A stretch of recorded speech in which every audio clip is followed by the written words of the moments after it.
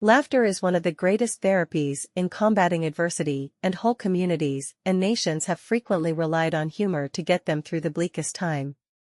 On August 13, 1961, the barbed wire was rolled out of Berlin to create the Berlin Wall. For nearly 30 years until it was dismantled, wall jokes proliferated, especially among those living in the East. Laughing was all that was left.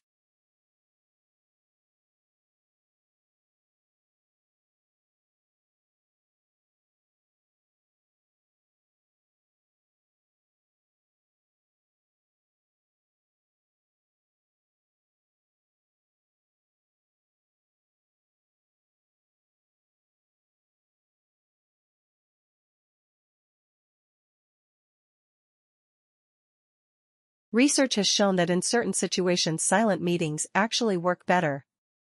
Specifically, if the goal of a meeting is to brainstorm or solve a problem, silent meetings have been shown to generate better ideas. But why? Solutions to a problem will often be a novel idea, and novel ideas challenge convention.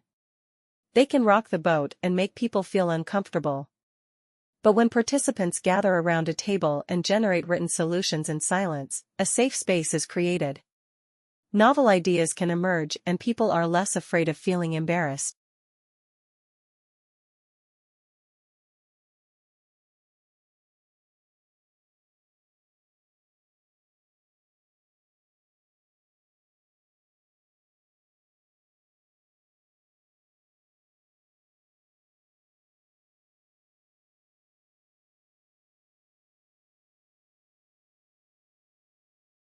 Jokes about those who rule and sometimes those who tyrannize you are a form of folklore that has existed in societies as seemingly different as communist Eastern Europe, Tsarist Russia, modern Egypt, 12th century Persia, and modern-day Iran.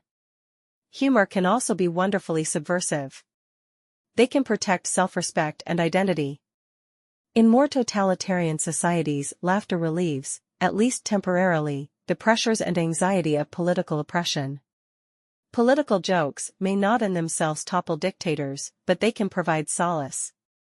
In a democracy like our own, perhaps the trouble with political jokes is that they sometimes get elected.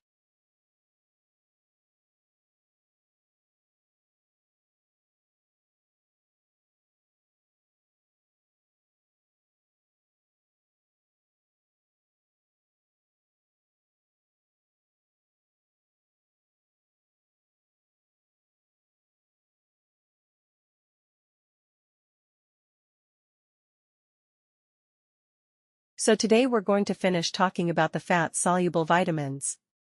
I'm going to start with vitamin D. And I think probably most of you know that vitamin D is called the sunshine vitamin. And it's called that because there's absolutely no dietary need for vitamin D if you get adequate sunshine. And the real important word there is, it is because it turns out that in climates which aren't near the equator there's a big question as to whether or not using these you get adequate sunshine. And that's important because foods are not naturally abundant in vitamin D, and that's why milk is fortified, but the fortification may not be enough.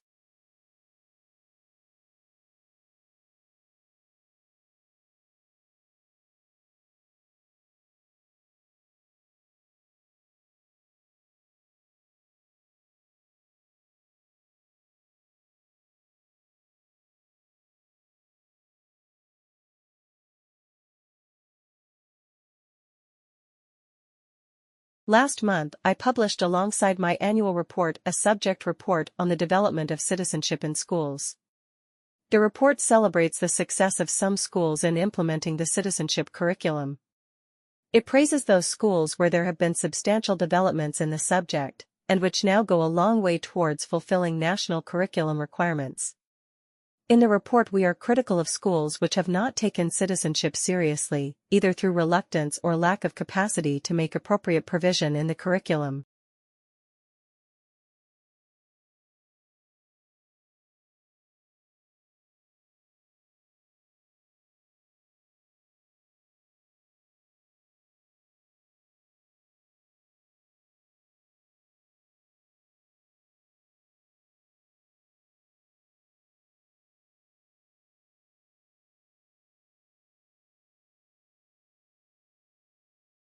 citizenship is marginalized in the curriculum in 1/5 of schools.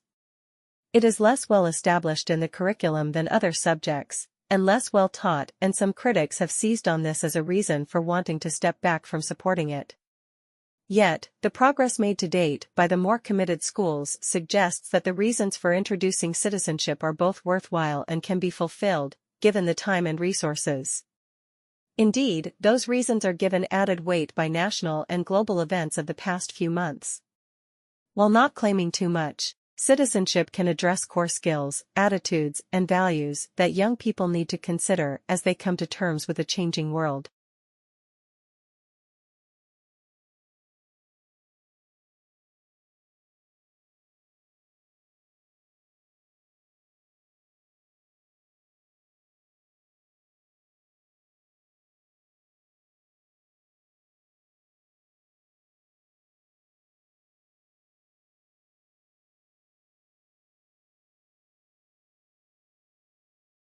Today, poems remain an important part of art and culture.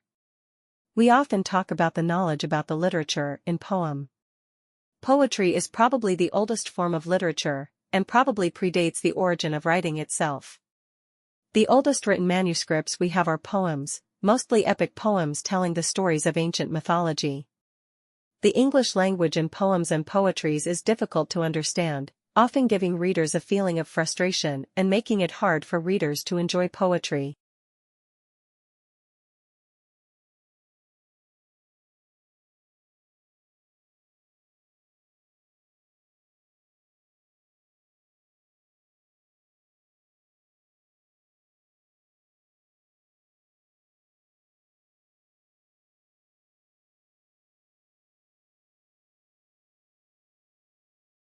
A leader can define or clarify goals by issuing a memo or an executive order, an edict or a fatwa or a tweet, by passing a law, barking a command, or presenting an interesting idea in a meeting of colleagues.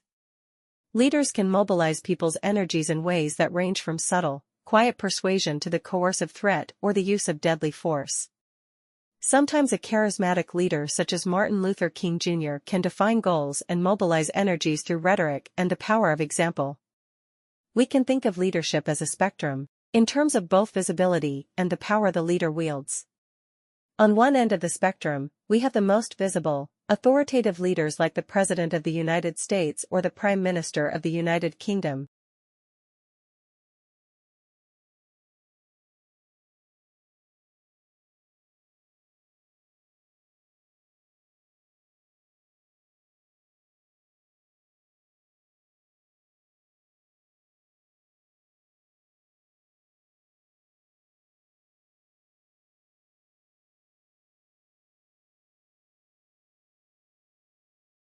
At the opposite end of the spectrum is casual, low-key leadership found in countless situations every day around the world, leadership that can make a significant difference to the individuals whose lives are touched by it. Over the centuries, the first kind, the out-in-front, authoritative leadership, has generally been exhibited by men. Some men in positions of great authority, including Nelson Mandela, have chosen a strategy of leading from behind. More often, however, top leaders have been quite visible in their exercise of power. Women, as well as some men, have provided casual, low-key leadership behind the scenes.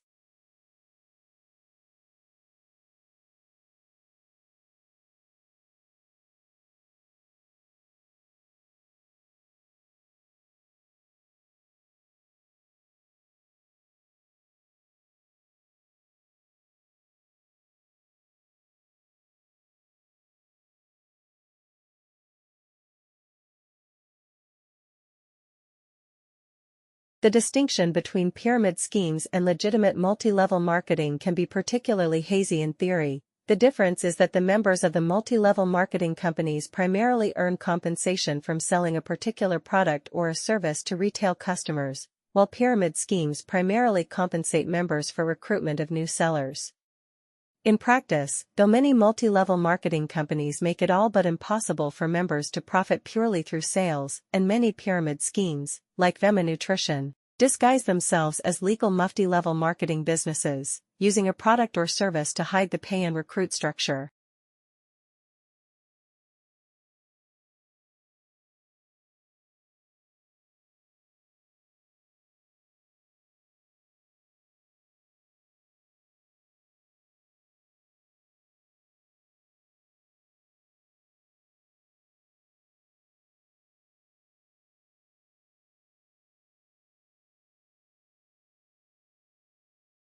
Many pyramid schemes also capitalize on already existing trust within churches, immigrant communities, or other tightly knit groups. The first few members are encouraged to report a good experience before they actually start making a profit. Others in their network follow their example, and the schemes balloon in size before it becomes clear that most members aren't actually profiting. Often, the victims are embarrassed into silence. Pyramid schemes entice people with the promise of opportunity and empowerment. So when members don't end up making money, they can blame themselves rather than the scheme, thinking they weren't tenacious enough to earn the returns promised. Some victims keep trying, investing in multiple schemes, and losing money each time.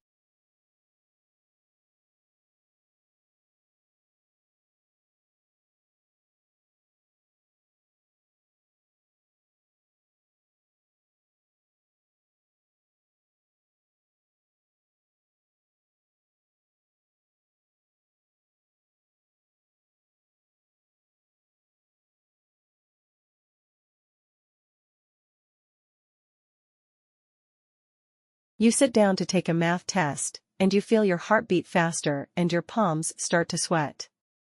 You get butterflies in your stomach, and you can't concentrate. This phenomenon is called math aromathy, and if it happens to you, you're not alone. Researchers think about 20% of the population suffers from it.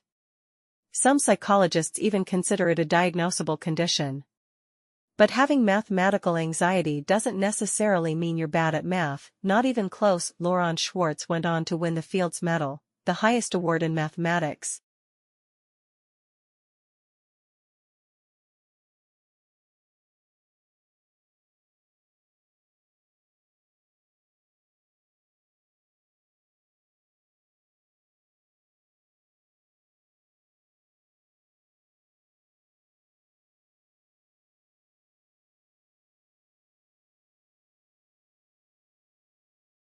People might think that they're anxious about math because they're bad at it, but it's often the other way around. They're doing poorly in math because they're anxious about it. Some psychologists think that because math anxiety decreases a cognitive resource called working memory. That's the short-term memory system that helps you organize the information you need to complete a task. Worrying about being able to solve math problems, or not doing well on a test, eats up working memory, leaving less of it available to tackle the math itself. People can suddenly struggle with even basic math skills, like arithmetic, that they've otherwise mastered.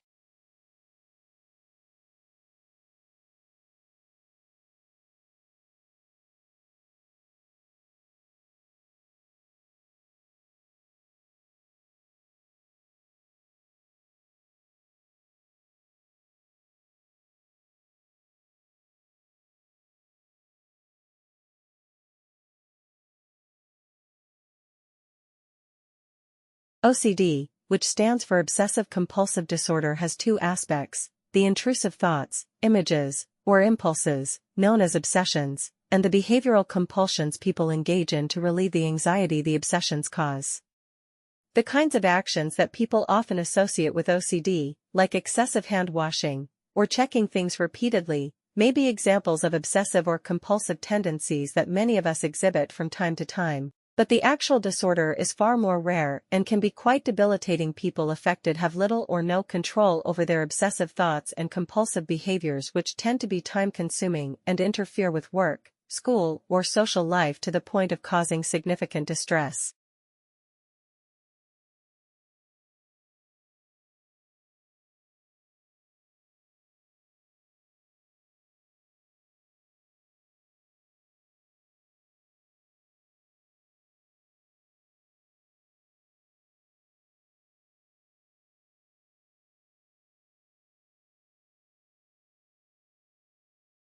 Why do we sometimes fail to perform up to what we're capable of when the pressure is on? It may not be so surprising to hear that in stressful situations we worry. We worry about the situation, the consequences, what others will think of us. But what is surprising is that we often get in our own way, precisely because our worries prompt us to concentrate too much. That's right, we pay too much attention to what we're doing.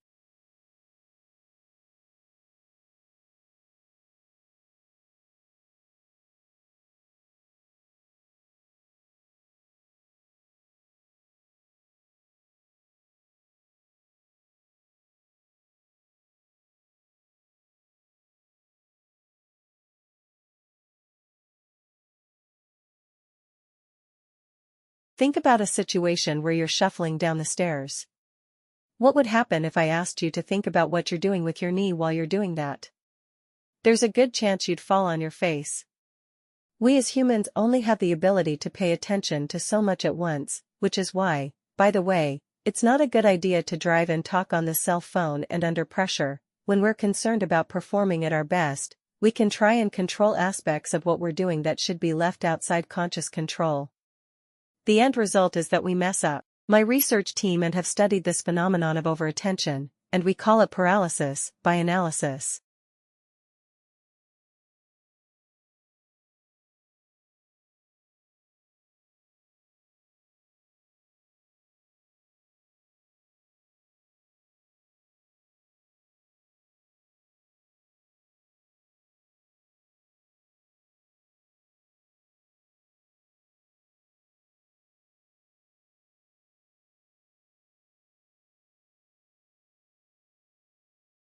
So how does a growth mindset do that? It turns out that there are physiological manifestations to mindset.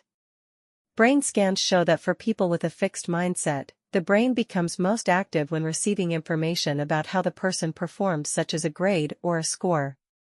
But for people with a growth mindset, the brain becomes most active when receiving information about what they could do better next time.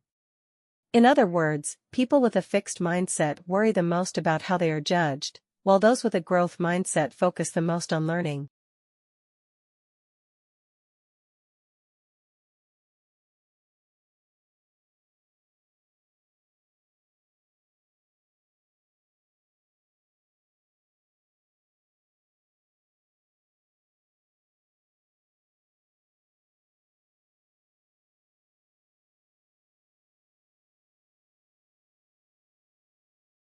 There are other consequences of mindset. People with a fixed mindset see effort as a bad thing, something that only people with low capabilities need, while those with a growth mindset see effort as what makes us smart, as the way to grow. And when they hit a setback or a failure, people with a fixed mindset tend to conclude that they are incapable, so to protect their ego, they lose interest or withdraw. We observe that as lack of motivation. But behind it is a fixed mindset, whereas people with a growth mindset understand that setbacks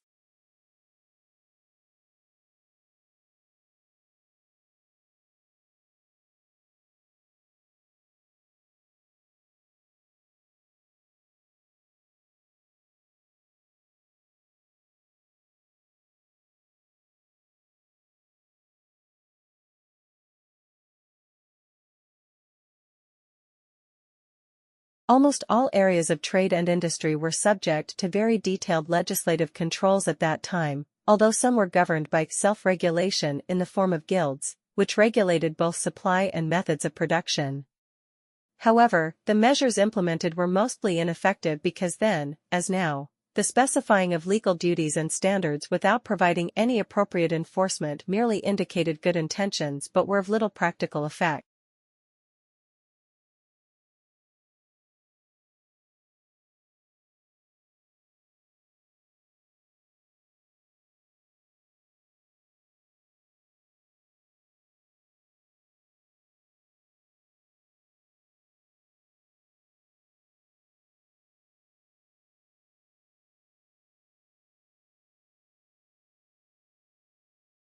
There is a lot that we can do to change mindsets, but here are 3 things that any of us can do to instill a growth mindset in ourselves and in those around us. First, recognize that the growth mindset is not only beneficial, but it is also supported by science. Neuroscience shows that the brain changes and becomes more capable when we work hard to improve ourselves. Second, learn and teach others about how to develop our abilities. Learn about deliberate practice and what makes for effective effort. When we understand how to develop our abilities, we strengthen our conviction that we are in charge of them.